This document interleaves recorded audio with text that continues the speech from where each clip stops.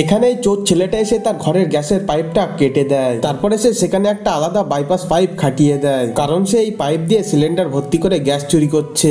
লোকটি তখন বলে, আরে ভাই তাড়াতাড়ি গ্যাসের লাইন অন কর, আমি পাইপ জুড়ে দিয়েছি। ছেলেটি তখন গ্যাসের লাইন অন করে বাইরের দিকে ঘুরতে যায়। তখন সে দেখে মিটার চেক করা লোকটি এদিকে আসছে। তখন সে দৌড়ে তার ভাইকে গিয়ে বলে। লোকটি তখন সেই কাটা জায়গায় কাপড় দিয়ে ঢেকে দেয়। তারপরে মিটার রিডিং চেক করা লোকটিকে বলে, আরে ভাই এখনো তো মাস পড়েনি, তাহলে তুমি এখন এসেছো কেন? চেক করা লোকটি বলে, আরে ভাই এই এলাকায় অনেক গ্যাস চুরি হচ্ছে, তাই তো আমি চেক করতে এসেছি। লোকটি বলে, আরে ভাই কোনো গ্যাস চুরি হয় না, তুমি সব ভুল শুনেছো। তখনই সে জিজ্ঞাসা করে, আরে এই পাইপের উপরে কাপড় কেন?